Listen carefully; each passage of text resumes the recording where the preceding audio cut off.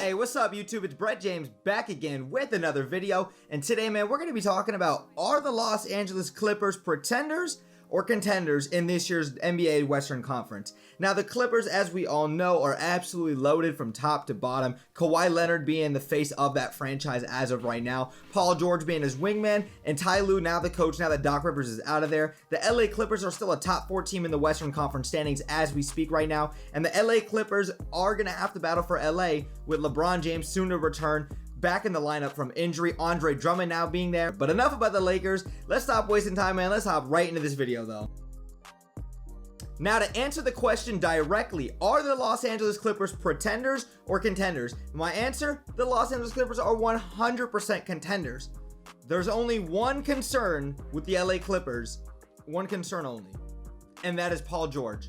Jokes aside, playoff P, way off P, PG-13, Paul George is Joe Ingles' son, you name it.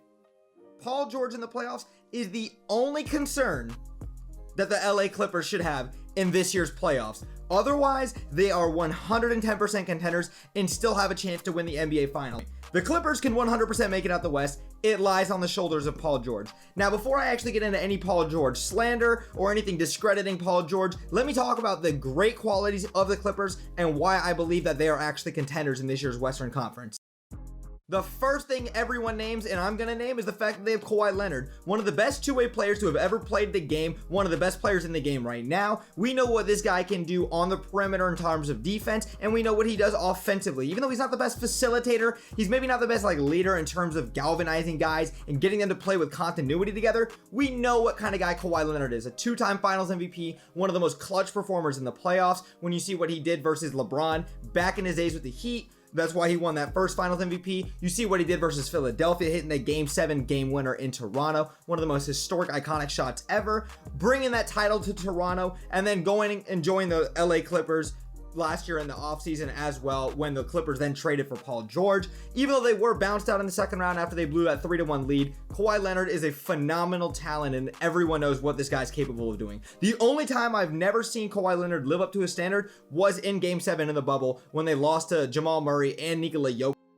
The second reason I'm going to name the LA Clippers for being a contender in this year's Western Conference is the fact that Ty Lue is their coach. Ty Lue, a guy who has played with LeBron James, and when he was his coach, back when they came back down 3-1 versus the Golden State Warriors, the infamous 73-9 team, and Ty Lue was the coach of that team. Tyronn Lue is also a champion back in his days with the Lakers when he was playing with Shaq and Kobe as well. Ty Lue is a phenomenal coach. I don't think he's as good as Doc Rivers, but Doc Rivers clearly wasn't going to be the guy to get the Clippers over the hump because consistently, time and time again, teams with Lob City and last year's Clippers team, Doc Rivers wasn't good enough to get the job. And my third and final reason I'm going to allude to with the Clippers being contenders in this year's Western Conference team is you look at their depth and what they've done as a team. This team can go 11 deep. You start off with Kawhi Leonard and Paul George, obviously the two biggest names, two MVP caliber prolific players. Then you've got guys like Serge Ibaka, Zubac, who they absolutely stole from the Los Angeles Lakers a couple of years ago. And now you've got playoff Rondo, who just got traded there in exchange for Lou Will and other assets. Now there, who's going to be able to take a lot of pressure off a guy like Kawhi and Paul George in the playoffs because Rajon Rondo elevates his game significantly because he's one of the smartest guys in basketball. And then you've got guys like Reggie Jackson, Pat Bev, who is the heart and soul of that team, that glue guy that everybody needs. Luke Kennard and a handful of others, and I didn't even get to mention Nicholas Batum, Patrick Patterson, and I'm sure there's somebody else that I'm out there missing. This team is so loaded in terms of depth, and they can really go 10, 11 deep consistently time and time again. And also, you just look at their numbers, man. They're the number 1 3-point shooting team at 41%. They are number 2 in offensive efficiency, and I believe that they're number 14 in defensive efficiency, so they will need to step that up. This team still has so much upside, and I'm excited to see what the Clippers can do. Now let me move on to the Paul George section of this video, talking about why the Clippers should not be contenders or why they are pretenders. Paul George is the only reason why the Clippers should be looked at as, are they going to get over the hump? Are they going to make the conference finals? Will they even make it out of the West? And it's solely on Paul George. We already know what Kawhi is going to do. Kawhi is going to bring it night in and night out. Paul George has been the one to have had playoff woes significantly the last couple of years. And I'm not just talking one bad year in the bubble in the playoffs. I'm talking his track record the last 4 to 5 years in the playoffs has been mediocre at best, if you ask me, compared to the standard that we see of him in the regular season. Because Paul George in the regular season is an all-star caliber, MVP caliber type of player, but in the playoffs, he has significantly dropped in his efficiency, and the fact of the matter is he's basically a mediocre starter come playoff time. Let's start back from 2016-17, that season up until last year in the playoffs when they lost in the second round of the Denver Nuggets. Paul George's player efficiency rating, which is an overall accumulation of how good of a player they are offensively and defensively, from 16-17 up until last year, it went from 21, 14.6, 18.8, and 14.7. That is pretty horrendous if you ask me, that drop off. And then you even see his points per game. It went from 28 to 24.7, 28.6 to 20.2. This man was hitting the side of the backboard in game 7 in the bubble. Side of the backboard. 16-17. They lost to LeBron James. They got swept in the first round. So Paul George is out of there. He shipped off to OKC in his first year with OKC in the playoffs. They lose to rookie Donovan Mitchell 4-2 in 6 games. They lose to Joe Ingles, who absolutely murdered and obliterated Paul George for the majority of that season if you go back and watch the tape. And then Ricky Rubio.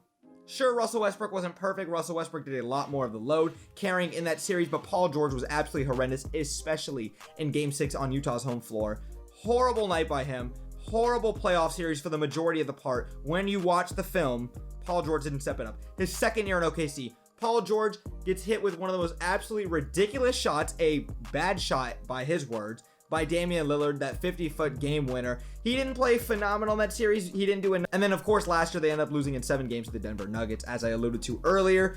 He did not play phenomenal in that series. Sure, Jamal Murray and Nikola Jokic were absolutely phenomenal. They were playing like MVP caliber players in the playoffs, but Paul George has got to step it up. We have not seen an amazing Paul George in the playoffs. The Paul George we're used to seeing in the regular season since 2014-15. Since 2013-14, when they made the Eastern Conference Finals, if I'm not mistaken, that was the year, when they lost 4-2 to LeBron James, when they had that team with David West, Roy Hibbert, George Hill, Paul George.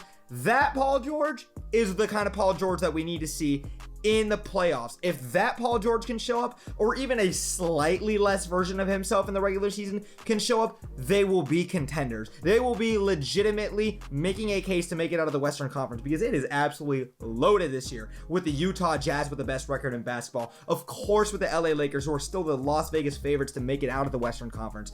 Then you talk about Dallas, who's being a sleeper team right now. If Porzingis can get healthy. Phoenix is a number 2 seed. Dame Lillard, look at what he's been doing with his MVP year. Denver just traded for Aaron Gordon. They just beat the Clippers. The West is stacked this year. And although the Clippers have a very compelling case to make it out, I think it lies on the shoulders of Paul George, because if the Clippers don't make it to the conference finals or even make it to the finals, we're not going to be looking at Kawhi. We know what Kawhi is going to do.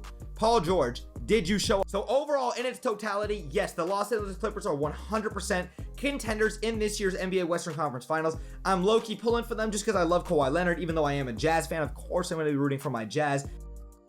But hey, that's it for this video. Thank you guys so much for watching. Let me know, what do you guys think? Do you guys think that the Clippers are contenders or pretenders? And if you do, I want to hear your reasons why. Make sure you guys drop them down in the comments. Make sure you guys like, share, and subscribe down below. It only takes a moment to drop a thumbs up, and it helps me and the channel out tremendously. And make sure you guys go follow me on all my socials, on Instagram and on TikTok. I'll link to those in the description down below. I'm really trying to grow TikTok. That's it for this video. Thank you guys so much, and I'm out, boys.